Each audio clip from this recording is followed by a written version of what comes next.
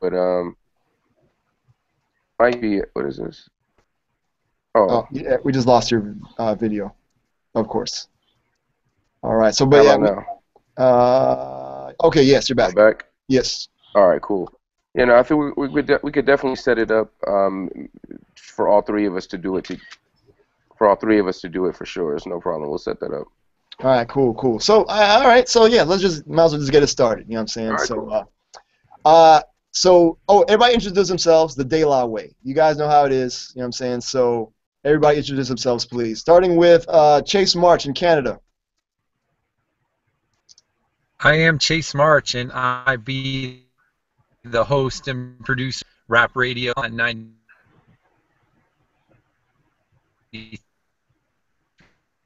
it's midnight to 2 a.m. and on Saturdays it's straight through to 7 in the morning. All right. Of course, his Wi-Fi or signal. He's at like a park or something right now. Now it's He has telling a me. satellite dish on the roof of his van. Now, Is it not coming in? yeah, Am I not? you're kind of like chopping up. All right. Uh, But you're Chase March, you know what I'm saying, host of multiple shows in Canada and a writer for thewordisbond.com. So, got you. All right, Mr. Schmidt. I be Sean Schmidt, and I be a fan. Nice. Okay. Also, one of the head moderators of Hip Hop Is Bled, over 3,000 member Google Plus community. You know what I'm saying? So that's dope. And then the other founder, or the founder. Whatever you want to say, that's fine. We're a community, so it's not about founders and moderators and owners and all that. We're all part of this together, much like our show. Yeah. And I am Sean Grace, and I be the owner of Hip Hop Is Bled, a community on Google Plus, dedicated to hip hop culture. Period. Obviously, we focus mostly on music, but there's all kinds of cool stuff there, graffiti and cool instrumentals, all kinds of stuff. That's worth checking out if you're a fan of hip hop. All right, word up. So now, so our special guest of the evening, sir, introduce yourself. I am and IB. I am Rakaa, Iriscience. I be 1/3 of Dilated Peoples and also a member of Rocksteady Crew and Universal Zulu Nation. Word up. So now, yes, let's start with that. You know what I'm saying? So All right. how did that come about? Because you're from the West Coast. You know what I'm saying? Right. How Zulu Nation and Rocksteady Crew come about? Back in the early '90s, Crazy Legs came out to LA, and he wanted to start basically a LA chapter, like a West Coast hit squad of Rocksteady Crew members, and he also wanted to expand it outside of what it was traditionally known for, which is a b-boy crew, and make it more of a broader hip hop organization. He basically came directly to the hip hop shop, which is where I was working, and he picked up me, Hex, Omega, two graffiti artists, Zulu Gremlin, Freeze, Rocket Marks. He just a handful of people he hand selected out of that circle. We then brought in Qbert, Mike, Mixmaster Mike, and Apollo. We brought in Zodak and Severe from San Diego, a bunch of graffiti artists and DJs, and basically expanded the crew to kind of create what was called the West Coast Rocksteady Crew. And at the time, Rocksteady Crew was a chapter of Zulu Nation. So if you were a member of Rocksteady Crew, you were automatically, at least at that time, a member of Zulu Nation. Oh, that's dope. Okay, all right. Nice. That's fresh. Okay. Now, so tell me, all right, so the album that I'm showing right now, you know what I'm saying, we're not going to get too in-depth on the album right now because I want to have everybody's, the whole crew's input on it. But All right. from your part, from your aspect, you know what I'm saying, you're 1/3 of the pupil. You know what I mean? Tell me about 8 years. Like, when did you know that it was time? You know what I'm saying? From 2020 to now, director of photography. Like, when did you guys know? Because you had 8 years to put out, because heads are waiting, you know what I'm saying, for a group project. Well, even though you've had, like, solo joints and doing things during that time. Right. The heads were like, oh, we're going to come together. So what made 2014 the time? Timing is pretty much the whole thing. We never stopped working together. The group never broke up. we stay to every year. We're touring together internationally. We do multiple tours together internationally. We work on each other's solo projects across the board. So we never had an issue where we broke up or there was any kind of real problem. It was just more of a timing of wanting to get back in the studio. We fulfilled our contract with Capitol Records. We were one of the few rap groups to actually complete our contract. And at that point, it was always in the plan, in the works. It was always part of the plan for us to work on solo projects. And we got an opportunity, and we just went with that. And it just so happens that the way the solo projects lined up, there was always a certain amount of time needed between projects and to kind of clear the platform for whatever else we wanted to build on. And it was also just getting on the same page at the same time. Like if it was like, let's go in the studio and make a record, that's no problem. But if it's let's go in the studio and make the record, like the one that we want to make and do it the right way, you know, that's something we wanted to be in the right frame of mind for. And we didn't owe anybody anything, so we just decided to do it when it felt right, and it just lined up and felt right this time. Definitely, and you guys did do it right. Like, I'm seriously, like, this is awesome. I mean, how long did it take to record the album? I don't remember when we recorded the first song, but we recorded off and on for a while. Like, we would start a little bit, we did a couple songs, and it wasn't, you know, it was all quality. I mean, we know how to make records, we know how to rap, we know how to make beats. Obviously, Babu knows how to cut. Like, to do all the elements adequately is no problem, but that's not good enough for us. Adequate isn't good enough for us. So I would say it probably took altogether maybe a year and a half, 2 years of really kind of focusing on it to get it done. But we kind of chipped away at it here and there and done a song here or a song there or an early version of a song very early on. All right. Real quick, Chase, before your signal goes all crazy, you have anything to say? Because he's like the co-interviewer, and he's man, he's looking mad slow and not working. Yeah, I was like, I think it already went crazy on him.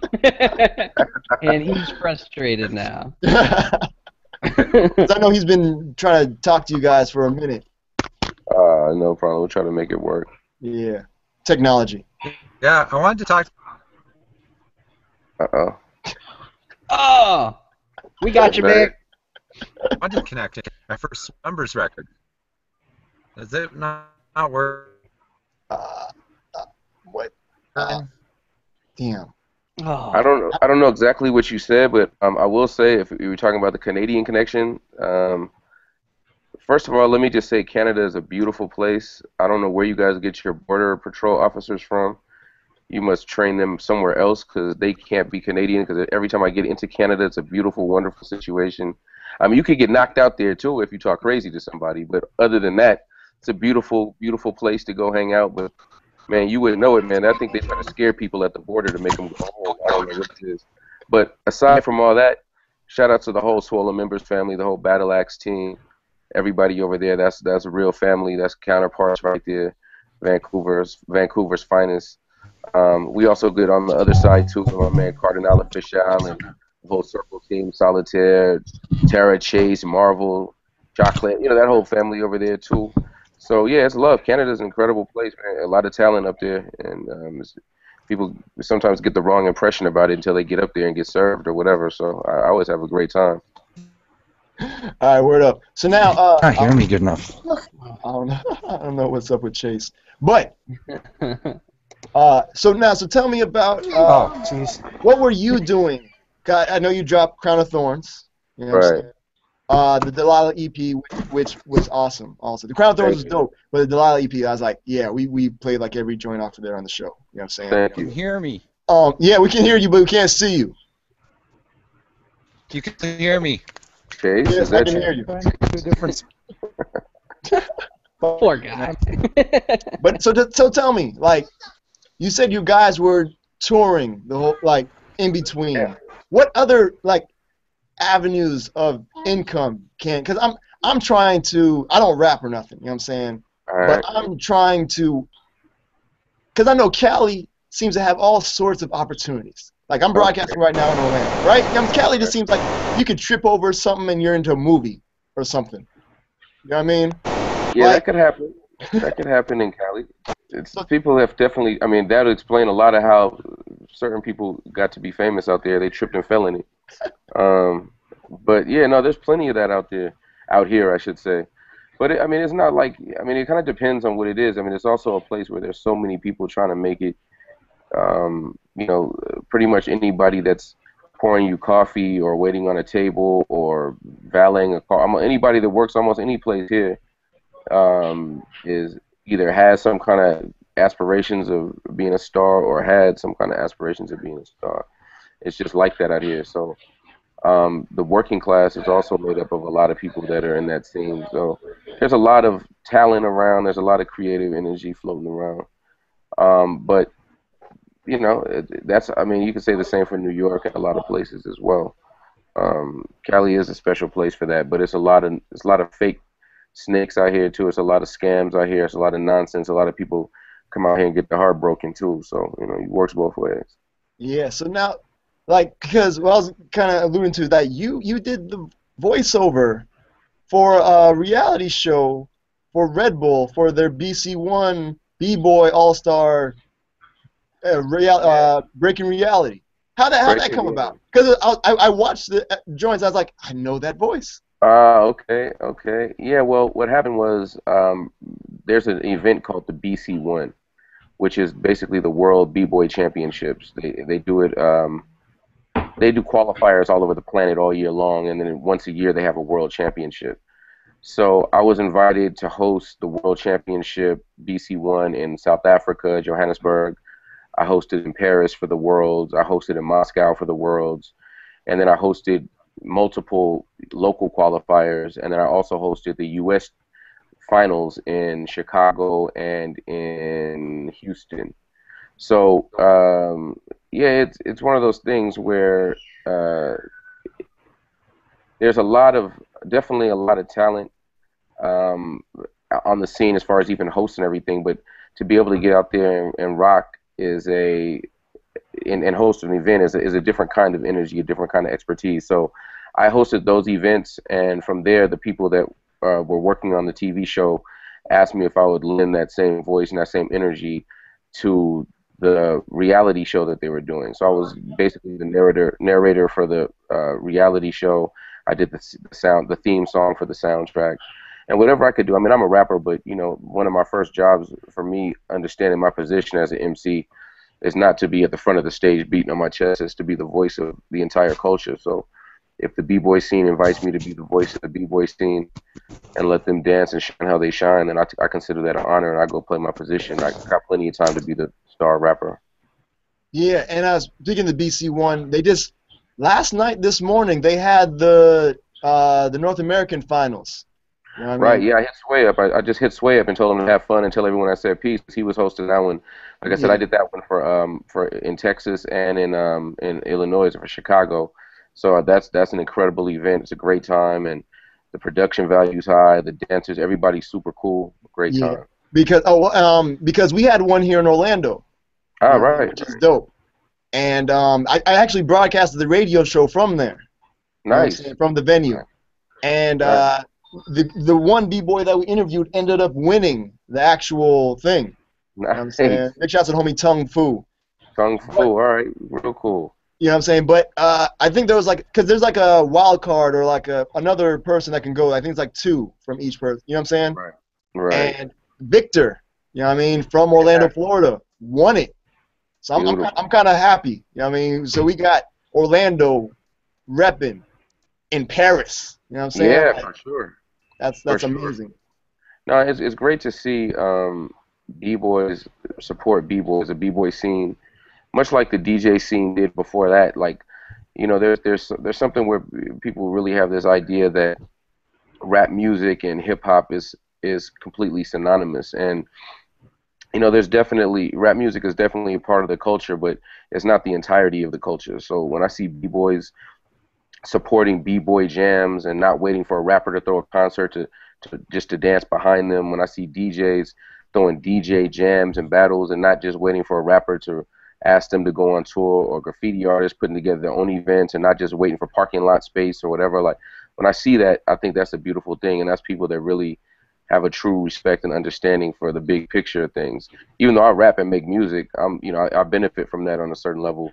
It's still just important for me to see it. So when you say that, you were in Orlando hosting your show from Orlando, supporting the local scene, and the person that you supported won, I mean, I can't think of a better end to that story than that. Yeah, it's pretty fresh. So now, so speaking of, all right, so I know you do some graph, you know what I'm saying? All right, you get up a little bit. I touched a little bit. You know what I'm saying? Now, I'm just wondering, was there ever a B-boy Rakaa? I was terrible, man. I was nasty. I'm not even gonna try to lie. Like it's cool now. I'm grown. I could tell people all the stories I want. Like, oh, when I was younger, I was nice. I'm from LA, so we could pop and lock a little bit more pop than lock. But as far as like really getting down there and doing floor work, I had a semi decent up rock, and that was as soon as I went to the floor, I was pretty much exposed at that point. So I took that as an opportunity to get on the mic. Whenever the circle started up, I made my way to the DJ booth and grabbed the mic, and that worked out for me. Nice. I think we got Chase back somewhere. Hey, Chase, you good? Hey, can you hear me better now? Yes, sir. All right. So, man, it was crazy because it worked great for like an hour before I asked a question. Of course. That's how it always works. It's technology. Talking just fine. Man, crazy stuff. So yeah, Rakaa, nice to have you on the program. I wanted to talk about the Swollen Member Connection and how that came about, because up in Canada, they were on the West Coast, right, and I'm on the East Coast, so they just seemed to come out of nowhere from where I was. Right. I'm sure people that were more familiar with the Vancouver scene, like they didn't come out of nowhere originally, but we're like, who are these Canadian guys I never heard of that have Dilated Peoples on their album? Yeah, well, being from the West Coast, we're definitely connected that way. We had a lot of people up in Seattle, and that's just right across the line from Seattle too. Madchild actually for a time was a member of Rocksteady Crew too as an MC, so I knew him from there. We had mutual people from there, but really, I don't remember exactly how the real super bridge got built, but I remember that at some point they invited us up. Madchild called in and invited us up to Vancouver to do a show. It was Dilated Peoples before Babu was even in the group. Dilated Peoples, AC Alone from Freestyle Fellowship, and Cutfather and Zodak from San Diego, from Top to Bottom Crew in San Diego. So we all went up to Vancouver and we all hung out. Ev ended up staying a little bit longer to work on some music with them, on some beats and whatnot. But just linked in from the West Coast, and the fact that Madchild was from my crew at the time, that built kind of a natural bridge. But I was also tight with the guys out of Toronto, because a little while, I'm not sure exactly what year it was, but somewhere around that same time, Babu and I went to Europe to do the first Dilated tour. Actually, Ev didn't even go on that tour. Babu and I just went and held down the first Dilated tour ourselves. And on that tour was Cardinal Official and Solitaire. And at the time, they were from the Circle and whatnot. This is early on. So, so we linked in with them, and we were able to, build that bridge too. So we've been good on on all sides. But Swollen Members, that's West Coast family. We did a record, Counterparts, and that's a family right there. Madchild just rocked at our release party the other day. Very, very cool. Now, because one thing about like you said, it's not like Dilated left, because it's not like a Wu-Tang where it kind of like this head just kind of just dispersed and wasn't really, you know what I'm saying, like messing with each other or anything. You know what I mean? Because I don't know anybody that ever said that Dilated broke up. You know what I mean? Because you worked on each other, so many projects together, and all year you're seeing, like, even if it's not for your local market, like if you follow our social media, you're seeing posters up of us on, doing festivals and doing shows all over the world together all year long. It's just maybe nothing local. It's really more of an international project until recently. Yeah, you guys address this whole concept on the record, though, especially the first single, Good Is Gone, because, as far as longevity in hip-hop, I don't know anyone else that can, like, have that kind, like, there's so many groups that come and go, and then they do break off, and do their solo projects, which were very, very successful. I mean, Evidence's and yours were both on my year-end top lists, you know? And then Right. to be able to come back and people still like, oh man, I still love this group and you're still relevant and stuff, you know? So how do you speak to that on what you've been able to do and create this longevity and make Dilated Peoples like the glue that you're not all off on your own?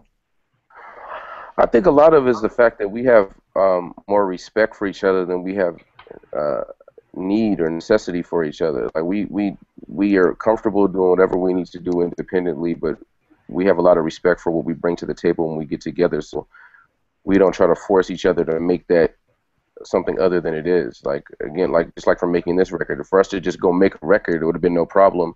But for us to do it the way we wanted to do it, which was for everyone to be comfortable and be able to go in there and do what we wanted to do, but still have it be right, we had to wait to be on the same page. And a lot of people put their bills or their tax liens or their, you know, whatever their issues are before the music.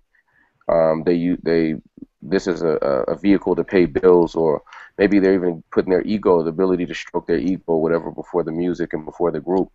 For us, we were just never going to do that. It wasn't that important for us to make our money in Dilated Peoples. We were comfortable. We have a blue-collar mentality, roll up our sleeves and put out solo projects or do other things like we were talking about with Red Bull or whoever else. Babu DJing, Evan Babs producing, photography work, me doing consultation work. I went back to school and finished my degree in this time. Like, Oh, word? You're doing what? Well, no, you can't just gloss over. I mean, it's education. You know what I'm saying? Like, you don't get a lot of people just getting educated in like an educated rapper now is almost like a bad thing. You know what I'm saying? And so I want to focus on you going back to school and, you know what I'm saying? Like, what was this about? Well, I mean, originally I went back to school. I mean, when I left school, I was in school for graphic design before. Starting as a graffiti artist, it was a natural kind of bridge for me. And when I left school, it was to really focus on the music because the opportunities were there. But I was always planning to go back. And when I would have some downtime, we'd be recording an album. If it lined up right with the semester or whatever, I would sneak in and take a class or two. Always trying to better myself, grow and learn, network. And at a certain point, I decided to go back to school full time. I knew that Ev was going into working on a solo project, and it was going to be a full cycle solo project. It wasn't just a side project. It was like a real solo push. And I was actually helping book his European tours and things, his international touring stuff. So I knew how serious we were going to make that. I was part of the team to help push that through. So to me, it was just I had an opportunity. You know, the finances were there. I mean, I could have bought a nice new Rolex or a pinky earring or something. You know, I finished my degree instead, which, as you said, is strange. Like, I think if I'd have just bought like a BMW and put rims on it and just wrecked it the next day, people would have given me less grief than they did for me actually going back to school and spending that same amount of money on getting my degree finished. But, you know, I grew up at a time when people, if you got an A on a report card, you know, they ridiculed you, and if you got an F, they're like, oh, you got a Fila.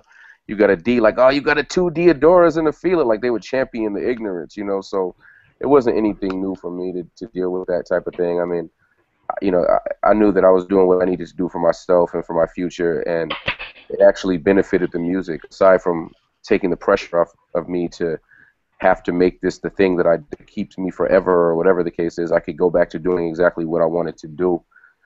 If I was going to go back, it was going to do it the right way. And it also opened up the future. So as I'm doing this, I can keep it as what it is. Like, this is artistic expression. This isn't something that I have to worry about doing something in a particular way to pay up for my family to live or whatever. Like, financially, all three of us are fine. I mean, we could always be better. You know, we're not bragging and don't rob me. You know what I mean?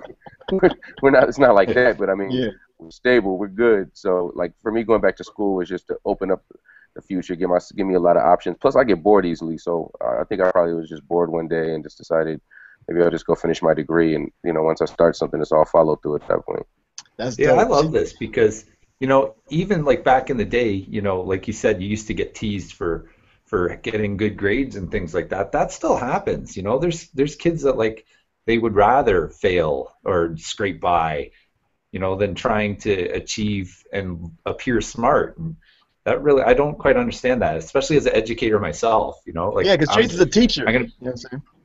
yeah, So I'm gonna be teaching. I got a different assignment, but I'm teaching grade 2, 3, so I'm teaching like 8-year-olds this year. So, but they seem eager to learn. Once they get a little bit older, the kids are like, learning isn't cool anymore.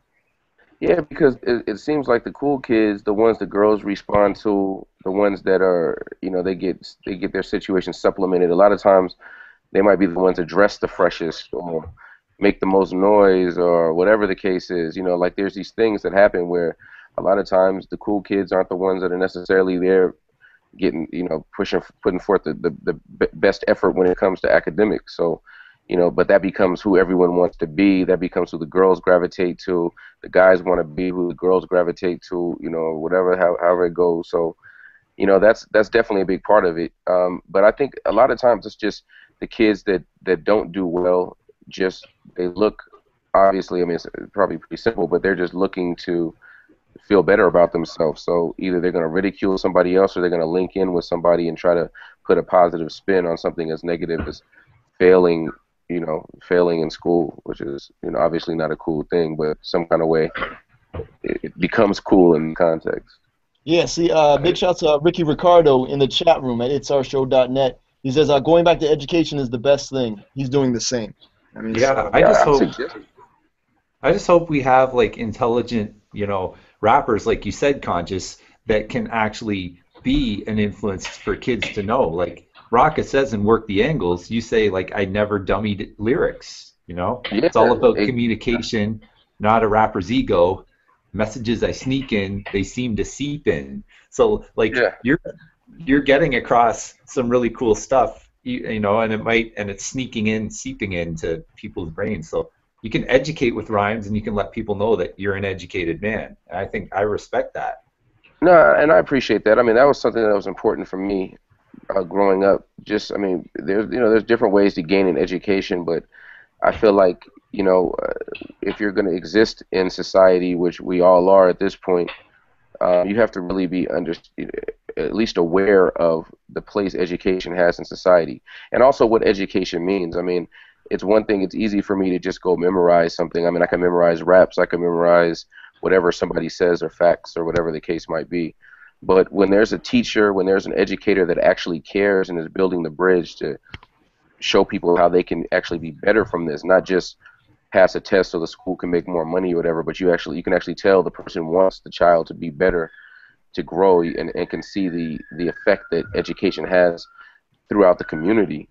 I think it's a very important thing. I mean, I think it's really unfortunate that the state of educational, the financial economical aspects of the educational system are what they are, and loans are so crazy and so difficult for when in other countries that one would consider to be not as wealthy or well-to-do as the States, college education is free, even if you go someplace else. Like, they just want a really educated base. Seems like here it's more focused on workers instead of thinkers, which is a little bit unfortunate, but that's up to the people at home. It's up to you. If you care about somebody, you have kids, pass that on. If you have younger people, or even people your own age, that tell them it's not too late to go better yourself. And it's not about just putting yourself in debt and going 6 figures into debt to get it. It's about really learning what that represents, and networking and taking advantage of actually the process of getting an education. You're growing and you're getting to learn a lot about yourself in the process of learning about other things, as well as linking with a lot of other people that are interested in bettering themselves. And those are bridges that could really help you moving forward. Damn. Yeah, see? There you go. That's awesome. And I mean, like, as far as ours, I think if people, if like groups like Brother Ali, Dilated Peoples, you know what I'm saying, things that were actually getting more, I guess, spins and plays and, getting looked at more on a larger scale. Because the whole thing is there's no balance now. You know what I mean? If one thing you can say about the 90s was that there was balance. You know what I mean? You had the mad ignorant joints, you know what I'm saying? Right. And you also had, like, PE, Dilated Peoples, you know what I'm saying? Brother Ali back then, too. Like, you know what I mean? But now it just seems like it's almost, I don't want to be a conspiracy type. I'm not a conspiracy head, but it just Yeah. seems that there's a definite push for a certain type of thing. You know what I'm saying? Than trying to show everything. Well, I mean, we live. I mean, this is no different than like fast food. Like, sugar and salt's gonna sell more than letting the flavor ring through. Like, preservatives and things are gonna make it cheaper and easier to make a profit doing whatever it is. So, to a certain extent, there is an understanding that sex and violence, negativity is going to sell more than positivity and upliftment or whatever the case is. It's the American way. Yeah, exactly. I mean, it's no different than, you watch, I mean, we grew up on war movies and cowboy movies to gangster movies to whatever it is. I mean, it's, maybe it's, some guys that look like this on the corner shooting a Uzi, maybe before some guys in suits shooting a Tommy gun, but it's ultimately it's the same. And before that, it might have been some guys on horses, shooting six shooters. You know what I mean? But it's just, it's part of what this country was built on. It's the nature of what it is, and it's the understanding that that's what people respond to.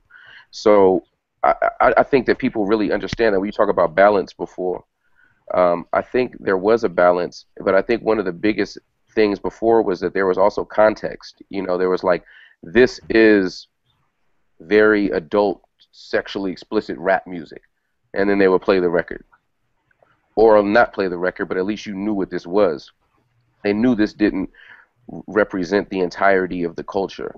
But now the people with the biggest microphones often have the least to say, and they stand up and stand as representatives of the entire culture. And there's plenty of people who don't really think much more of the culture and the people within that are happy to accept that as the totality of what's going on. So it just creates, it just perpetuates a cycle of ignorance and negativity. Record labels want to sign it. It's easier. It's disposable music. You can pump it louder in the clubs. That makes more people hear it. More people want to do it, and it just becomes like a ridiculous. It's like all of a sudden it went from gourmet food to McDonald's. Not all of a sudden, but that's kind of what it's come down to.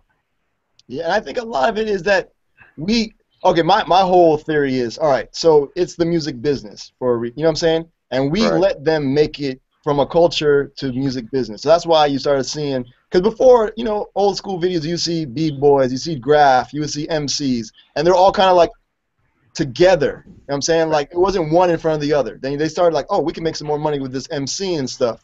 And Right. so they started moving him forward more and then pushing everybody else back and off the stage. To where now, like, okay, so they're like, all right, cool, so this thing is not going away. Let's just throw everything against the wall and see what sticks. You know what I mean? Because Right. it is a business. So they just whittle it down, you know what I'm saying, seeing what worked. All right, it didn't work. That's off to the side. Oh, we can get sponsorships for alcohol or whatever. Bam, that's over here. You know what I'm saying? Like, I think it's just business. Well, yeah, and when you say conspiracy, that's what I say. I mean, I think it's not so much a conspiracy as it is a well-executed plan by people who, I mean, it has nothing to do with race or anything else to a certain extent. It has to do with moving units, selling product. It has to do with, someone that's not of the culture, not caring about the culture, but recognizing the financial opportunity in feeding off of this culture. And so we all suffer because of the greed of a few people up top that are in power that are willing to sell everybody else down the river and do this. But a lot of the responsibility is in the hands of the artists too, because you're talking about education.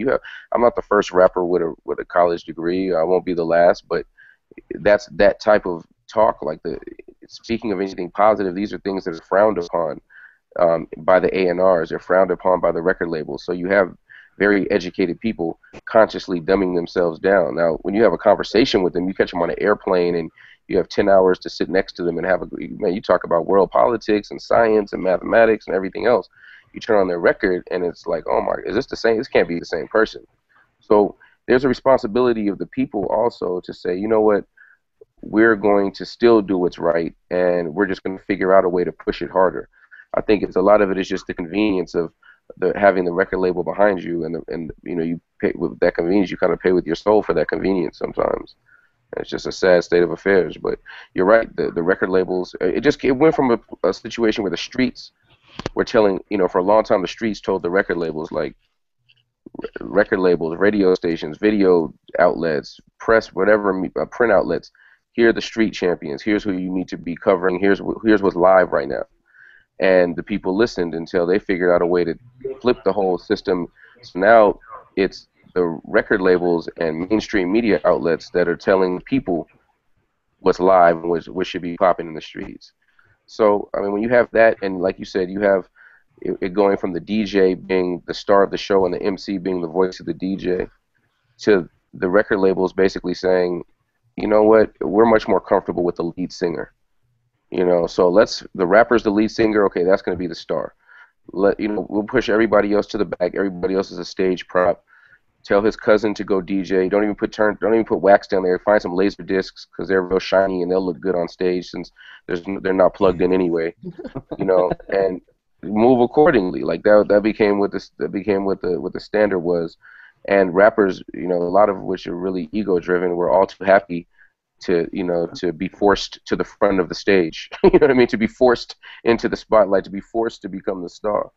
So, I mean, it's a lot of it. It's not just a conspiracy, somebody thrusting something upon. A lot of it is just understanding human nature, understanding how powerful the ego is to people, how powerful the dollar is to people, and what people are willing to do for that, and just setting up a little bit of a different platform for people to kind of move according to how they would normally move anyway, depending on the type of people they are. And, you know, we're kind of dealing with that as well. But yeah, big business, they're very aware of what a little bit of money can do to their bottom line. Yeah, definitely, because it's crazy to me as far as, like, because you can see it even, like, in other industries, like cigarettes. You know what I'm saying? They actually put a warning on it saying it will kill you. But they still sell, make millions and billions of dollars. Like, it's amazing to me. That's how you know it's good. People know crack will kill them. People know, they know that. Like, people don't even, the first thing they'll do is just not even look at the case. That becomes like background artwork, like white noise to them. Like, it is. Like, they're already so addicted that, there's nothing that you could do, really. Hello? Yeah, you're good. Yeah, okay. Yeah, so there's nothing really that could be done at that point. So, yeah, it's kind of crazy. All right, so now let's take it all the way back, because this is something I always wondered. Now, the Dilated logo, like, that is a hip-hop icon. You know what I'm saying? It's up there with, like, P.E., Wu-Tang, Hyro. It's the type of thing where it doesn't specifically say what it is, but people know what it is. How did the logo come about? Oh, man, is it frozen? Damn it. And that's such a good question, I think. At first you think he's, like, contemplating it for a while, right? He'll be back. Damn it. And I really wanted to know that. That's, what I'm saying? That's one, if I ever get down to sit down with somebody. Same thing, if I get to sit down with Dell, I'm like, yo, how the Hyro logo? Because I'm really into, like, the visuals and things, you know what I'm saying? And the fact that people would tattoo your logo on their body, like, that means a lot. You know what I mean? Yeah. Yeah. Well, Hyro, I guess, just, like the three eyes, maybe the third eye kind of thing going on. And looks like hieroglyphs. So. Oh, here we go. Yeah. I mean, here he's coming back in another window here. Nice. Oh, there we go. I heard you laughing. So here's something I always wondered, and it got disconnected. Oh, okay. Yeah, we got twin Rakas right now. I'm a Gemini, so you know how that goes anyway. But I wanted to know, like, how did the logo come about? Because I'm into graphics and things of that nature. But like the logo is perfect. I mean, like, was there? First of all, how did it come about? We always wanted to have something that was a very iconic logo, like something that could become a necklace, a tattoo, a ring that was that is an icon in itself. We were looking at some of the other logos that were around, the Wu-Tang W to hieroglyphics, the three-eye hieroglyphics logo. There was a lot of good Public Enemy logo. There's a lot of good stuff that was around. I mentioned, like, before you cut off, those were the exact ones I mentioned that I put the Dilated logo with. Crazy. Yes. Crazy. So you guys did a great job, because, okay. Actually, Brent Rollins, I don't know if you're familiar with Brent Rollins. I will be now, if you did your logo. I don't know if you know Ego Trip is a book, magazine, TV show, like The List. Shouts to Chairman Howe. Exactly, exactly. Out of that whole family, Brent was like the art director, the creative director for that whole entire movement. But he did a lot of artwork for a lot of people. I think he did Black Alicious. He did like work for Gangstar. He did the Boys in the Hood stuff. Dilated, Lyrics Born. He did a bunch of artwork. So yeah, if you look up Brent Rollins, you'll find that. But he actually based in New York. He's been out there for a long time, but he's from LA, and he's just somebody that lived in my neighborhood that I knew from down the street pretty much. He was a dope graphic designer that was already working in the scene, and we asked him to do a logo that kind of dealt with the eye, but create a character and an icon in the same piece, and that's what he came up with. And we, at least an early version of that. A couple tweaks later, that's what it was. Damn, that is awesome. Yeah. Okay. So you guys knew that you wanted it to be okay, all right, and something that you could probably just do like a one color of, so you can just print up mad shirts and things.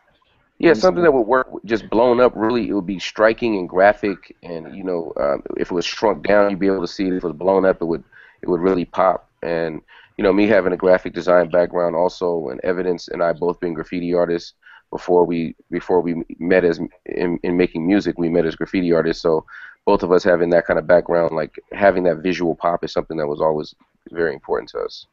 Yeah, that's dope. All right. Yeah. I like the track. Some of the others? Oh, my bad. Go ahead, Chase. Oh, just while we're talking about design and art, I like the track on the new album, Cut My Teeth. I know we don't have Evidence here, but he was talking about his graph upbringing and how that helped him get in the whole scene and become who he is today. That's a nice track. Thank you. Yeah, Ev's from Venice, California. I'm from Mid-City, LA, like right in the middle of the city, Mid-City. But yeah, we both met at a graffiti yard called the Motor Yard in Los Angeles. And then we hooked up again at the hip hop shop in LA, still as graffiti artists, not knowing each other made music until there's open mics and open turntables, and we ended up freestyling together. And he invited me to do a song with him, and that song session, I think it was supposed to be a bunch of people on the record. I think I was the only person that showed up for the session, so it turned out just being the both of us on the song, and that became Dilated Peoples. So yeah, it was born out of graffiti art. It's kind of like Capadonna sleeping on the couch for the recording of like 36 Chambers. He's the guy on the couch, like from Half Baked. Half Baked, yes. That's great. So now, because like you're saying, it's amazing that there's like a graffiti yard. See, all these things you're talking about that are around LA, I'm like, damn, LA. And a hip hop shop. That is just, like, what do you think is about LA that all those things can just exist there? I think it's just geographically, it's just a huge city, and then culturally, it's like a lot of small cities inside of a big city. So anything you want, and also there's so many people from other places that have moved to LA and now call LA home. So I think there's just a lot of different experiences in LA. There's a lot of different types of opportunities in LA. Almost every language is spoken here. Every religion is practiced here. It's just one of those very diverse places. And it's obviously famous for Hollywood and the beaches, and there's plenty of that out here. And then to other people, it's famous for gangs and dope dealing and crooked cops and I don't know, whatever. And there's plenty of that out here too. It's like almost like a microcosm of the world. You got the desert and the beach and it's just, yeah, you look on the mountains and snow and everything. Yeah, you look on the mountain and it's snow capped, and you're at the beach though, and it's everything right here. That's dope. All right. So now, I'm sorry, this is the stuff I just want to know about, like especially like the coming up of Dilated, because I want to talk about before ABB. You know what I'm saying? Like, what was the process? Were you guys going to like open mics, or how did Dilated really gain its fan base? You know what I'm saying? Like.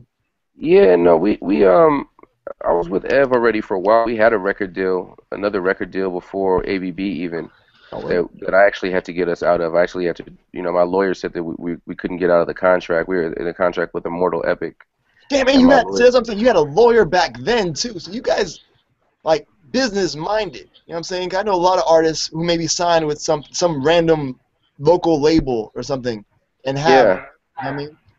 Nah, for us, we had our lawyers and managers. We had everybody set up back then, and we did a deal, and we were with Immortal Epic, and we were there for a minute, and we realized it wasn't going where we wanted it to go. So I asked our lawyer to get us out of the contract, and I asked our managers to get us out of the contract. And our manager he was actually a lawyer too. He wasn't our lawyer, but he was actually a practicing attorney as well.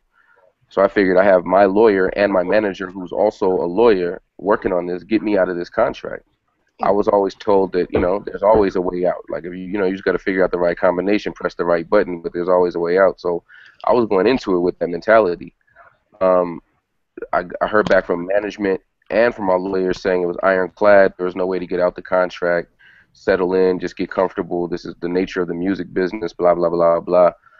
That wasn't good enough for me, so I just took the contract and translated. I went to the library and got a big unabridged dictionary, like a big a dictionary that had legalese in it as well, and figured out the contract, translated it myself, found the loophole myself, sent it to my lawyer and our manager, and asked them, was this right? Like, did I find what I think I found? And they said yes. And I fired both of them. We got out of the contract. I fired our lawyer and our manager because obviously they didn't know or they didn't care. And either way, like, you weren't going to be my lawyer if you don't know more law than me. Right. And you don't care. Or at least try to find out. You know what I'm saying? Yeah. Yeah, at least ask. That's what I'm saying. Like, either I don't even know law, and it took me like 3 hours with a big dictionary, not understanding the full language of the contract, the specifics of it, to really understand it. But I found it what I would think of was pretty easily, just because I wanted to find it. Like, for them, it wasn't something they wanted to do. So yeah, we were dealing with that whole scene very, very early, and we were very about our business very early. Now, did you guys have like an EP? Like, how did you get signed? Like, did you have like an EP or something you were pushing, or like a single, or? We were just doing a lot of local stuff, open mic, freestyle stuff very early, and just out of the people we knew, DJ Lethal from House of Pain, actually, I knew Lethal from the LA graffiti scene, and we had actually gone to school together, like when we were little kids. But I knew him also from the LA graffiti scene, and at the time, he was really getting this new group together called House of Pain. Like, they would just come through with their hand stitched baseball hats with House of Pain on it and whatnot. Everlast playing like Wind Cries Mary on an acoustic guitar at Lethal's, you know what I mean? Like, that, it was really early in the thing. And he was like, yo, I want to do something with you guys, because he knew we were graffiti dudes that could rap, and he had a graffiti background. Everlast also had a graffiti background, so it was something interesting and cool for them, because we were linked in that way. So yeah, it was actually DJ Lethal from House of Pain that gave us our first record deal. Damn, and that's why you have beef with him now. I'm saying. Nah, me and Lee are cool, man. That's family right there. Yeah. That's dope. And then, all right, so then how did the whole ABB situation come about? Defari was somebody that we had worked with for a while. He has his own. My bad, but on the album, the new album, because first, we were talking about the album. I love that track too. Yo, like Defari just has a track out of nowhere. Right, Defari interlude. I'm like, damn, that's crazy. Yeah, we've done that before. We did another one back in I think the second to last album. I think we did a Defari interlude and it's random. Like, why? Like, how? I mean, it's like. I mean, it's just, it just feels right sometimes. I mean, Dilated Peoples is a rap group, but it's also a family and it's also a crew just as much. So yeah, Dilated Junkies.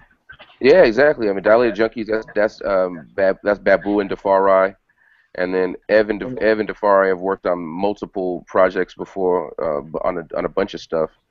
And yeah, it was just Defari's family. So whenever we do any kind of project, we consider it a group project as well as a family project. So if Ev does a solo record, that's still a Dilated record. The family is bigger than the group, and whatever he does. So Defari has been somebody. Defari and Alchemist are kind of like, both of them are kind of like unofficial members of Dilated. We've worked so much with both of them over the years, just as far as being just naturally vibing in the studio and just hanging out socially, that both of them have been like that. But yeah, Defari, he mashed that up, and but it wasn't going to be on there if it wasn't live. We're not doing any charity work. You know what I mean? Like, we don't do charity work like that. So he already knew, like, it's either going to be live or it's not going to make the record. You could be mad if you want to. Did he get it on the first try then, or did you have to tell him, nah, you got to go back? No, I actually Ev brought it to me. He and Ev had worked so long together that it was kind of like, yo, Ev, you and D need to get in here and knock something down. And they went in the studio, and then I just got it the next day. Like, yo, Defari came through last night. This is what he laid, and it was crazy already. I'm like, okay, well, he's right where he needs to be. And that actually opened up some doors because he and Ev are working on another full project right now, where Ev is producing it, and he's doing the at least producing the vast majority of it. I'm not 100% sure he's doing every single track, but so far every track I've heard, Ev did. That's dope. Crazy, right? crazy. I'm That's happy fresh. for him.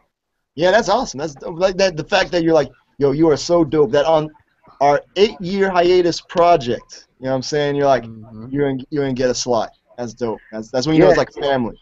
Yeah, for sure. And also, like, it's like texture. Texture, flavors. Laying it all out.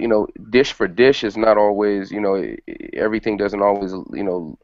Make as much sense as the complete meal sometimes. But in this case, we wanted to make sure that each dish was live, but when you put it all together, like it was like a complete meal. And Defari being part of the team for so long, we could have just put him on a third verse or something like that just for the sake of putting him on there. But this is what felt right. And again, like, we didn't owe anybody anything. We didn't promise anybody anything, so we could do anything we wanted to do. And it just felt right to have him air out. It's like a short one verse piece, but it's potent. It's a potent, like, very potent piece. It's dope. Yeah. Well, I think it brings more attention to it too, with just him having a verse versus having the third verse after you guys spit on the same track. Right. It brings attention to that. Just being him, like Ka on that Jizza song. You remember? Yeah, for sure. Yeah, definitely.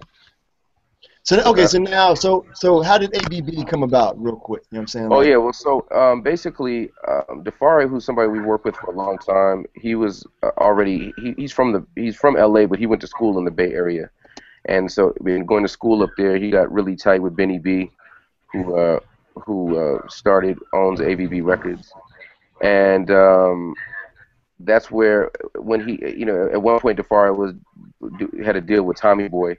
And when he split from that situation, he went straight ABB. And Evidence was working with him on a lot of stuff, and he liked how the ABB business was happening. He liked what Benny B was doing, the connections and everything, and he liked how that was going. So Benny B actually approached Ev about maybe doing something, if I'm not mistaken, and Ev had him give me a call, and we talked about what it would take to have Dilated do a project there. And everything was right. We had the numbers were right, the flexibility and freedom was right. We're both right, and we were able to find the right combination of issues to line up just right in order to make it the right deal. Because we did the deal that we did, it still allowed us to go right into the Capitol deal and still keep the deal with ABB strong and doing all of our vinyl and everything else. So we were able to, that was a deal I worked out when we negotiated the deal with Capitol. But ABB is a team that was definitely very instrumental in building some bridges for us, and we definitely roll with them for a very, very long time. There's no hard feelings. It didn't necessarily go exactly the way that we had planned for it to go, but we're all bigger than letting whatever that was get in the way of anything else. So we wish Benny B the best and ABB the best regardless, and yeah, it's all love as far as I'm concerned.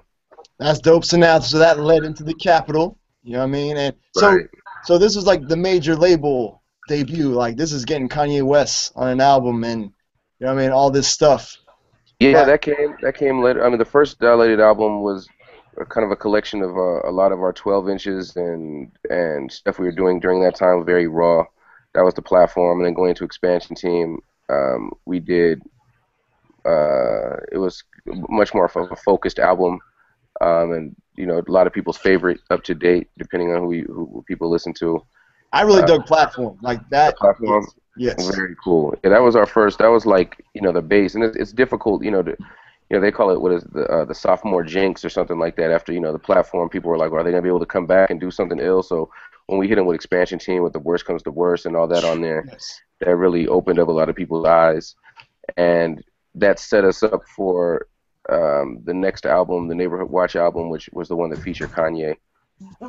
Very early though, like it didn't feature Kanye West like Kanye Exactly. West. It's Kanye West. Yeah. Kanye West. There's just a cat, first name Kanye, last name West. Now it's Kanye West. At the Kanye time, Kardashian right now. yeah. At the time, it was just he was a dope producer, and I didn't even know he rapped, to be honest, when he came in the studio. So it was really early. That song also features John Legend on that record. Yep. But John Legend didn't even have a record deal at the time. Like John Legend recorded that outro while he was in LA meeting record labels to talk about getting a deal. It was that early. That's so dope. yeah, I didn't even know he was just Legend, the Kanye's homie. Like, my man Legend's coming out here I gotta take him around to some. Keisha Cole actually originally sang the outro to that. Word? Yeah. Shout out to Keisha Cole, everybody up in the town. But yeah, that was originally Keisha Cole that sang the outro, but Kanye switched it up to have John Legend do it. But yeah, it was just super early. It was just an early thing, and it was, we didn't, I don't know if that would have been possible even with our budgets at that time, but it was a big budget song, big budget video. Dave Myers, they threw a lot at that one. Yeah, because you guys were grinding it. Well, you always grinding it, but now you had like a bunch of money, like you're saying, to throw at things. Did that switch anything like up? I mean.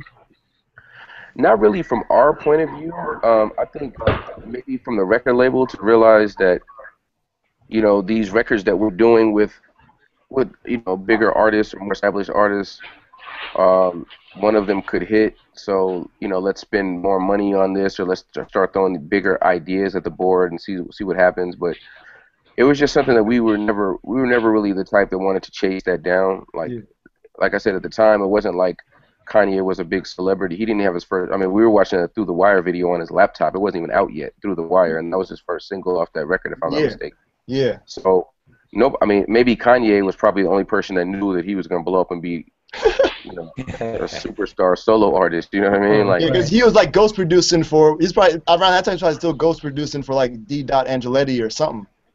Yeah, he was really just heavy into production and doing a lot of Rockefeller stuff. And I don't really know, to be honest, like, a lot of his that background stuff, but I know that he was like primarily like a Rockefeller producer, but he was also producing Kweli and people that we work with, so it wasn't like out of this, the sphere of what we would normally be working on. Like, it's just dope beats. Yeah, I mean, the man made crazy beats. Like, we were actually surprised at the record label, like when that name came up, like that was something that they were down with, because they were like, we need somebody bigger, like, and we're like, okay, well, Alchemist has platinum records or whatever, like, they're like, not bigger.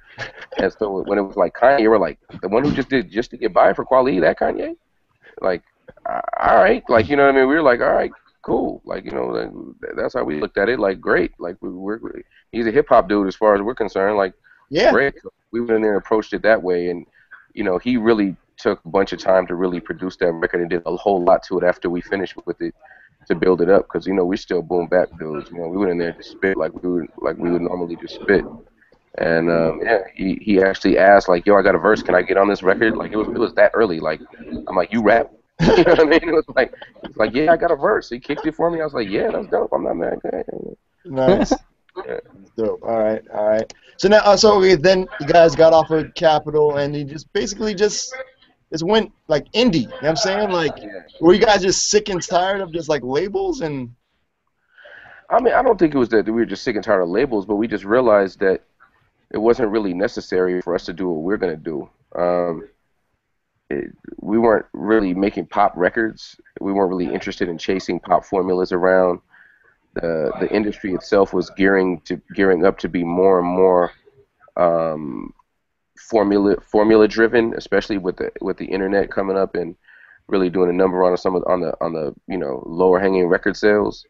It was cutting right into the profit margin. So since we weren't making pop music or trying to chase Britney Spears around or whatever the case is, we were very comfortable that with the idea that we could do our own music, get it out ourselves, do what we wanted to do, link in with people that were gonna really get it to the right people and where the sales will count, focus on our touring, focus on our merch placements and all that kind of stuff, and be much happier and be right at the same place or better at the bank as we were. So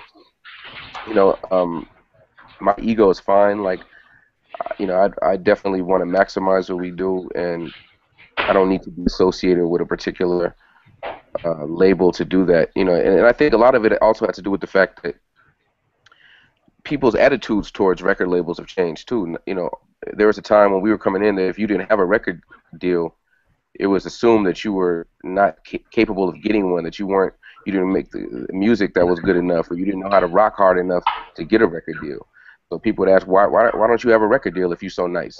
And nowadays it's like, why would you sign a record deal? Like, what are they offering you to make you actually put your name at the bottom of that contract with everything that you would know about the business at this point? So especially with 360 deals being what they are and everything, like they're going to take a piece of everything. So what are they giving? Are they making your family independently wealthy? Like, are they doing that for you? Because otherwise, why would you do that? So I think there's just been a shift, just an overall shift in the attitude towards the deals, which has also benefited artists that don't have major record deals or don't want major record deals. They don't feel like, you know, the people understand you don't need one if the music is there. Damn. See, this is what I'm talking about. This is like classroom session with Rakaa Iriscience, man. This is just mad knowledge being dropped. Like, cop the album, you get all type of knowledge. Hold on, once again, let me show this right for the people. Dilated Peoples, you know what I'm saying, directors of photography, out now. Yeah. Rhymesayers. So tell me about Rhymes, because one of the very few labels I think are doing it right. There's Rhymesayers, Stone's Throw, Tuck Down. They're still dope. Like, I guess they call them boutique labels. You know NMG, right. Mellow Music Group. Mellow Music Group, shouts to Mellow Music Group. Right. Like, how's your experience now with them? You know what I'm saying? Because they seem like a truly independent, like, they stay working from the ground up. You know what I'm saying? Like, they don't have to worry about trying to, because they have, like, their own fan base, which is dope. Like, the label has built up a fan base. You know right. Like a Raucous from back in the day. Like, anything that had that razor, I was copying. You know what I'm saying? Right. So now, how is it dealing with, like, Rhymesayers? Rhymesayers they're a bunch of cool people, man. They really care. You know, they're concerned. They're educated as far as being fans of the music and fans of culture. It's not just moving. You know, there's a lot of people that worked in record labels that I was around coming up that they didn't care if they were selling music or boxes of cereal or skateboard trucks, whatever it was. They just wanted to move product. You know, they didn't care anything about it. I think Rhymesayers, they actually do care. They invest in the community itself. They have the Soundset Festival and things like that. Which is crazy. Yeah, that's crazy. Yeah, where they really showcase most of the Rhymesayers artists, but they also blend it in with your favorite artists of the day and classic artists and everything else to make a really huge, 5-figure festival. As far as numbers of people there, a huge number of people. Going to Minneapolis, Minnesota. You know what I'm saying? Like, yeah. Like, it's not like it's L.A. where, they do it in their own hometown, which is amazing. And it's thousands and thousands of people, man. I think 15,000, 20,000 people. I don't know, but it's a huge number of people there. And everybody's rocking, everybody's having a good time.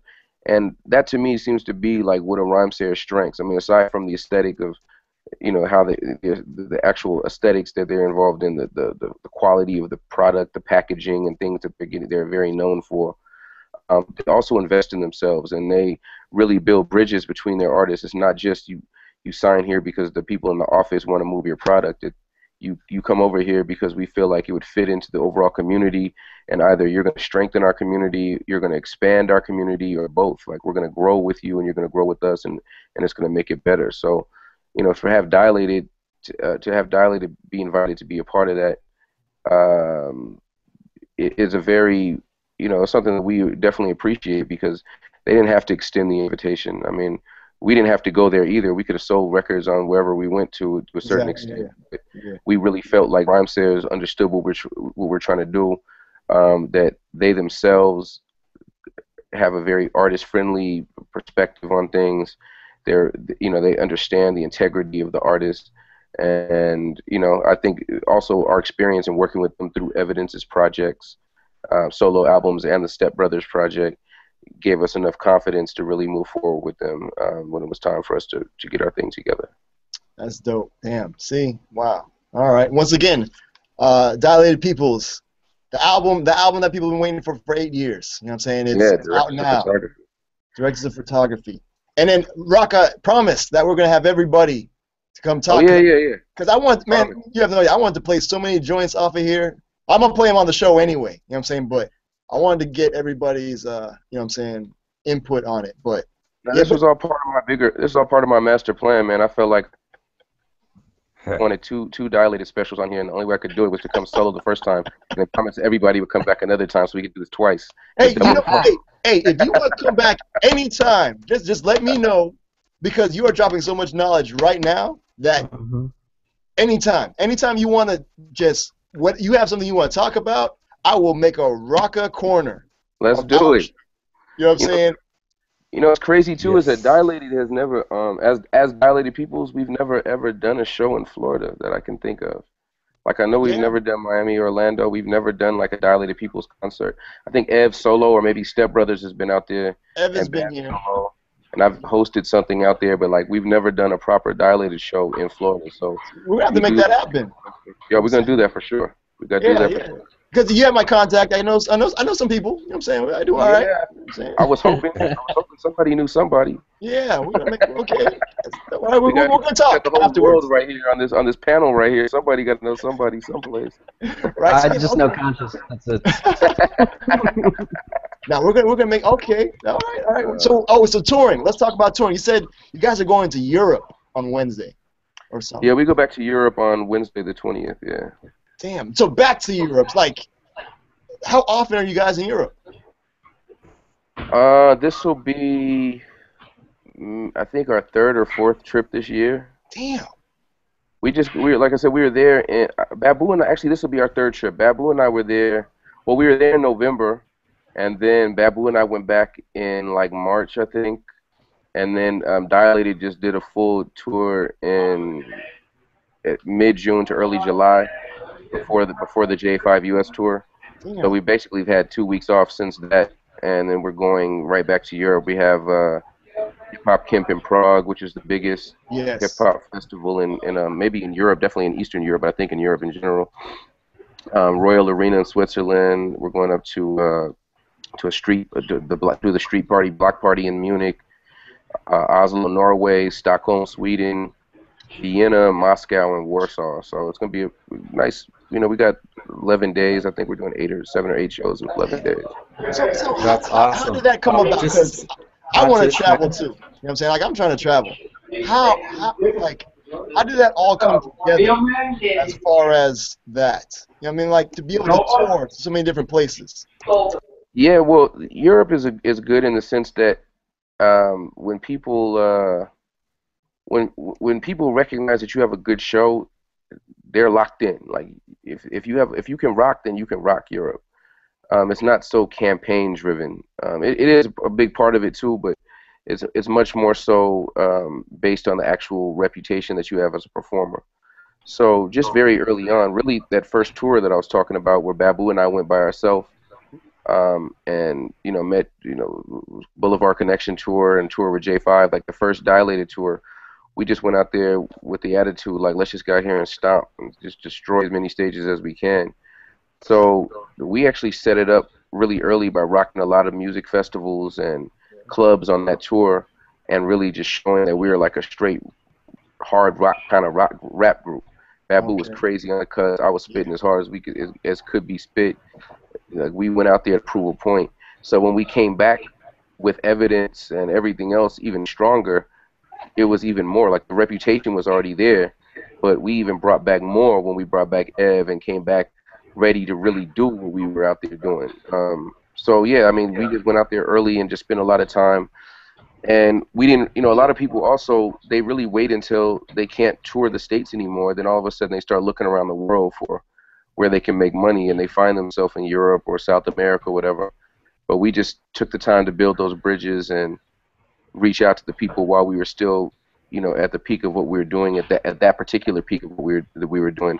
So the appreciation was there. Like, people knew that we respected them as primary markets, not as some kind of fallback market. You're right. And I think that helped us to keep the support when it was time to come back. Yeah, because when you're loyal to that's the thing. Like, you guys have always been very loyal to fans. You know what I'm saying? Yeah. From the very beginning. So it wasn't like you were just out there to get a check. You know what I'm saying? Definitely not. Definitely not. Although, we definitely caught some of those too. Like, we do really good business overseas, but it's something you have to go over. If you're over there just to get money, they'll figure that out real quick. If you're over there just because you have one dope song that's on the radio and or that's in the clubs, then they'll figure that out real quick. Like for Dilated, we've been blessed. We've been able to go with no record in stores, no new record in stores in 8 years or whatever the case, 7 years at the time. We've still been able to go out there every year and go headline festivals and club dates all over the world, even without having a new record in stores. So, and it's just a lot of that is based on the solo stuff we do, but most of it is based just on our reputation as being professionals. We get in there and we come to rock a show. We're not in there to just party and, you know, smash people's girlfriends and sisters and drink up all the liquor and go home. You know, like we want to go out there and put on a really good show. You know, we party in our own time, and you know that's something that I think that people really appreciate when they go to work to buy this ticket for this concert. They want to see a show, so we get up there and do what we're supposed to do. Damn, Nice. Respect, man. I got to break out, Conscious.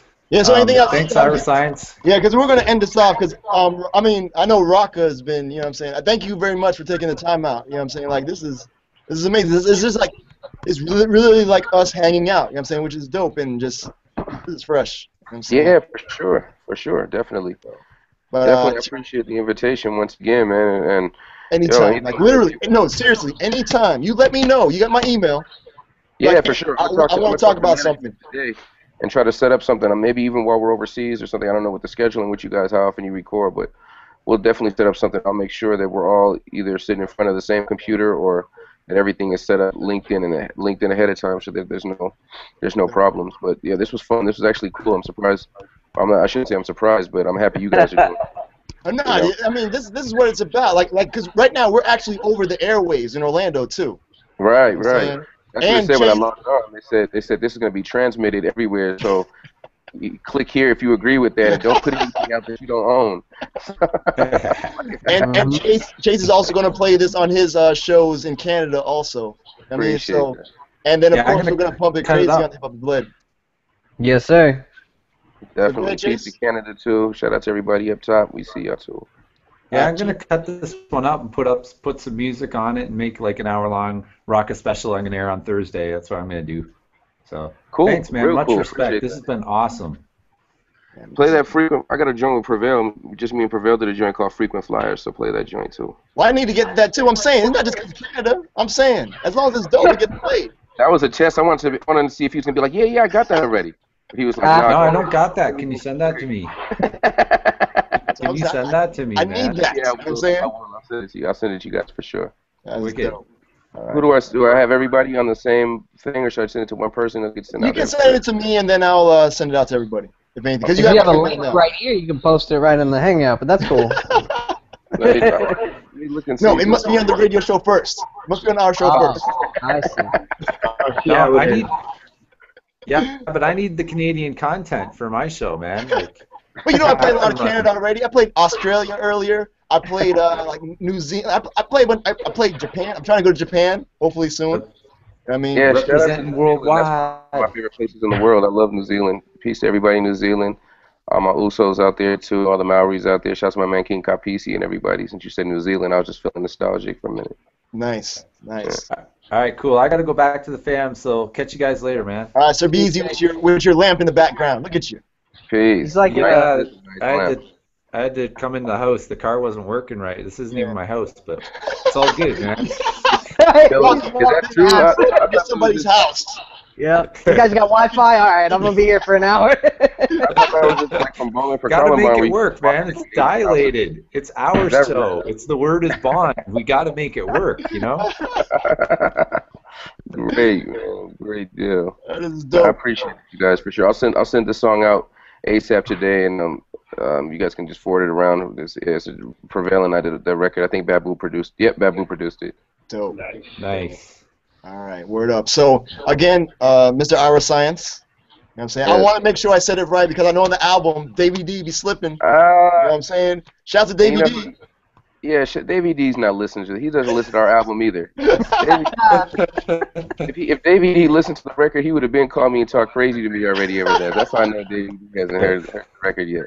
Davey D, if you're listening, you're late, boy. You're late. That's what I'm talking about. Orlando knows more about. That's what I'm talking about. That's all I'm saying. You know what I'm I saying? like the shutter and the O there. Oh, Isn't that what nice. it is? It's like a closing shutter? Yeah. Yeah, exactly. Yeah, for sure. I think that. So, Yeah, shout out to Tristan Eaton. He's a crazy street graffiti artist and street artist and fine artist, classical artist as well. He did all the art direction for the record, and we had Tits Crew, my man Shane Jessup and Kodak Smith and all them, everybody involved in making of the video and everything. So we had a nice art team together also to really make the music pop. You know, even the CD face is dope. You know what I'm saying? Like the attention to detail, it's amazing.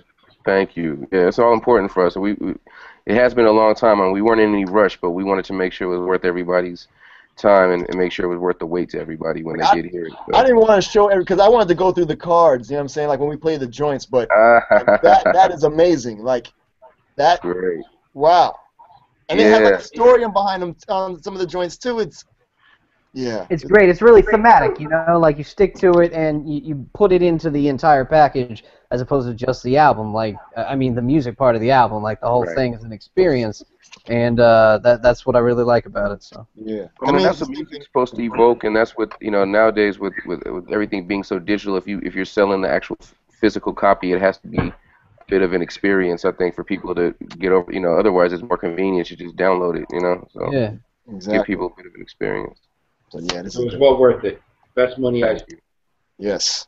All right. So Rakaa, I know you got to probably pack or something for Europe. What do you carry, real quick? Because we asked Pharaoh Monch, like, what does he have in his bag? You know what I'm saying? Like, as a world traveler. he said inhalers. Yeah, he said I have a bag full of inhalers. I mean, now I used to carry like 2 huge duffel bags. I have like a different outfit for every day, different shoes.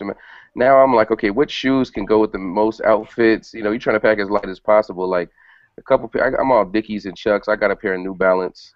You know what I mean? Got to keep the feet right, but otherwise it's Dickies and Chucks. And it's underwear. You got to keep your underwear game top notch at all times. You got that for every day, right? What's that? I said you got that for every day, right? Yeah, that's live every day for sure.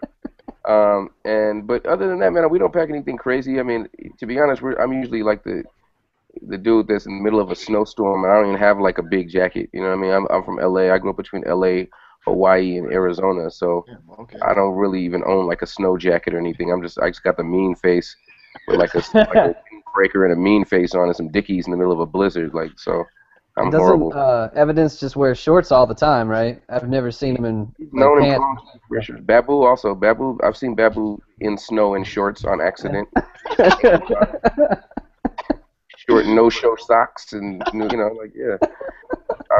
it's pretty crazy. It's pretty crazy. But nothing. I got a lot of books. I always pack more books than I'm gonna need. I end up thinking I'm gonna be reading the whole time, and I end up carrying a lot of weight just the whole time for no reason. I end up getting a couple books in. We gotta get that workout. You know what I'm saying? Yeah, truly. I'm gonna start carrying my gi around though. 'Cause people keep wanting to train jujitsu everywhere I go. So. Oh, word? I'm gonna carry my gi with me. Hopefully next year. You need to have like if you can beat me, then you'll get like a signed copy of the album. Exhibitions, that would be dope. Like right before the show or something, that'd be awesome. So you break their legs so they can't leave. You know what I'm saying? We can make sure I don't break their hand. They gotta reach in that pocket. Make sure I don't break their All right, but again, Rakaa, you have thank you. Like this is why we do these access interviews. You know what I'm saying? Like this has been dope. You know what I mean? And it's going to be right up on YouTube. Hopefully, if this worked, this should be right on YouTube, like right when we're done. You know what I'm saying? So, but Can somebody do main source just hanging out right now? Does that happen on this show?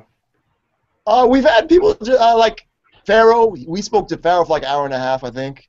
You know what I'm saying? The main source, the song, main source. No. No. Oh, just hanging out, main source. Yeah.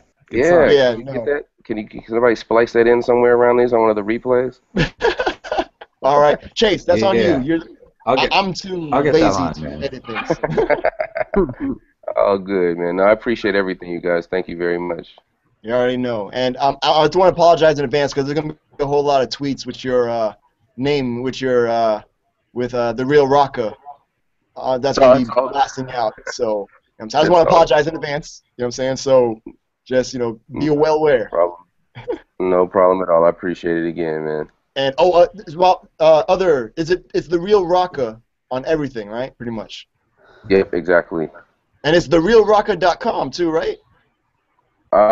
Yep, there is one of those too. Yeah, there is that too. But what's the best way to people to reach you if they wanted to, follow more and see what Europe is like in the coming weeks? Yeah, Twitter and Instagram are like definitely where I'm at most of the time. I mean, as far as social networking is concerned, info@therealrakaa.com if somebody needs to get in touch with me. But otherwise, Twitter and Instagram will keep you up to date with what's happening for the most part. And there's always Google Plus. You know what I'm saying? And like there's definitely Google Plus, which I got to get my Google Plus bars up now that I see how you guys are moving on this. I feel like I'm getting left behind. I'm not trying to end up in the tar pits on this one. You know what I mean? I got to get up on my Google Plus game. And Hip Hop is Bled. Over 3,000 members that just love hip hop on there. That's beautiful, man. I think, yeah, because I'm gonna introduce everybody to you. You know what I'm saying, later on after this. You know what I'm saying, have everybody welcome you on Hip Hop. Cool, very cool. I appreciate that. You know what I'm saying? So, but yeah, we're gonna try to make a show happen or something. I don't have that much money. You know what I'm saying? But we'll see what we can do. You know what I'm saying? Get some folks, and I know I'll recoup my money easy. You know what I'm saying? So we're gonna make something happen. We're gonna be doing another tour for the album. We don't have the exact dates yet, but there's gonna definitely be another U.S. tour coming up. So when we do, we'll set up something for the area, man. We'd love to get out there. So we'll talk about setting up something for the area, just because primarily we've never been. So it'll be dope. Dope. All right, word up. So again, thank you very much for your time, sir. And everybody say peace. You know what I mean? And if you have any last things you want to say. Who, me? Anybody, just whoever wants to talk to you. You know what I'm saying? Like, and then we'll end off with anything you want to say. So anybody want to say anything? Oh yeah. Well, love to have everybody in the Google Plus community, but beyond that, just support the Dilated Peoples album. It's good and it's worth it. So. Thank you. And that's coming from Cincinnati, Ohio. Yes, sir. Cincy. Worth the deluxe. I'm so happy I bought it. It's dope. Thank you very much, Rock, for making the album. It's dope. It's really dope, man. Yeah. Is it dope, Sean? Is it dope, Sean? That's what I know. Yeah, it's dope. It was everything I wanted. Thank you, man. I appreciate that. Thank you for the deluxe. Thank you for the hoodie, the hat, sign, everything. I got it all. See? You're on the right line right there, too, Sean. That's what I do. Deluxe right off Rhymesayers. And that's Brooklyn, New York? I think Brooklyn, right? No, Queens. Queens, my bad. I don't even have a hoodie. I came with the hoodie, the T-shirt. I pretty much got everything. And then Chase? What anything Rhymesayers does, that's what I do. All right, Chase, you want to say anything you want to sign up with, sir? Yeah, if you want to hear an edited version of this, I'll play some music. It's going to be on Thursday night. Word is Bond Rap Radio on 94.9 CHRW. It'll be on Saturday night on 93.3 CFMU. And you want to follow me at Chase March on Twitter, Instagram, Facebook. Pretty easy. And Google Plus. Google Plus. I got to get on there more, man. I'm not on there enough. And of course, I write and do the podcast for The Word is Bond, so check out thewordisbond.com. Shout-outs to Dilated. I've been a fan since I first heard you. And shout-outs to Conscious for all the awesome things he's doing on Florida radio. Thank you, man. Appreciate that. So, all right, Rakaa. Everybody clap it up for everybody in here doing their thing. You know what I'm saying? Right. Peace, man. I got to go. See, thank you again for another dope hangout, bro. I can't thank you enough for what you do as a fan of the genre. Every time I see a hangout with you, I get more excited than ever. So thank you. All right, no problem. It's because of cool guests like Rakaa taking the time out. You know what I'm saying? Thank you, Rakaa, for making a fan's dream come true. Any last words, sir? Well, not last, because we're gonna do this again. Like this is Till the next time. This is the last words of the first half. I appreciate the invitation once again. Thank you for providing the platform. I appreciate all you guys coming together like this and linking up to make this whole thing possible, and just showing that, what technology can do, like when applied properly. So that's actually very cool. Also, keep supporting the local hip hop scenes wherever you are, whoever's in earshot of this. If you're in Orlando, support that Orlando hip hop scene. If you're in New York, support the New York hip hop scene. Yes. Wherever you are in Canada, support that scene. Cincinnati, support the Cincinnati hip hop scene. and just send it out to the world. Like, we all link together. Let's link our scenes together, make this whole thing bigger. Nice. Nice. Damn, that's wow. All right, so let's go ahead off on that. That's damn. All right, fam. Again, thank you very much. And Thank you. I don't know any other words, but the thank you. You know what I mean? So I appreciate arigato, because I'm trying to learn my Japanese. Arigato. Indeed. No, my pleasure, man. We're coming back full strength. All three of us will be here next time for sure. Appreciate Thank you, Rakaa, for spending Saturday afternoon with me, bro. Word up. Thank you, brother. Y'all have a safe one. Enjoy the evening. All right, be easy. See you. Peace. All right, peace, peace. See, thank you again, bro. Hey, no problem. You know what I'm saying? And This you is what always, it's every for. hangout, you get better and better, man. I really enjoy these things. How can I get a shirt? What do I got to do? I got to do timestamps? What we're going to do is, heads that time, because I'm not going to be able to timestamp all this. You got pink one? Send him a pink one. I work 13 hours a day. You know what I'm saying? So extra small. I work 13 hours, and so, by the way, we're still on there. So I work 13 hours a day. Screw you, Grace. You know what I'm saying? Oh. I'm No, sorry. I don't think anybody. No, whatever. You're good, but 13 hours a day, and I don't have time to timestamp join. So No heads problem. I will be get a there. shirt somehow. You know what I'm saying? So once again, thank you, Sean Grace, Mr. Grace, for rocking the T-shirt. You know what I'm saying? Appreciate you. Yeah, And, everybody in the hangout, check that out. Hip hop for people that know better. Damn right. You know good, man. That's how you do to me, bro. That's how you hurt me, man. So we're gonna carry this over tonight.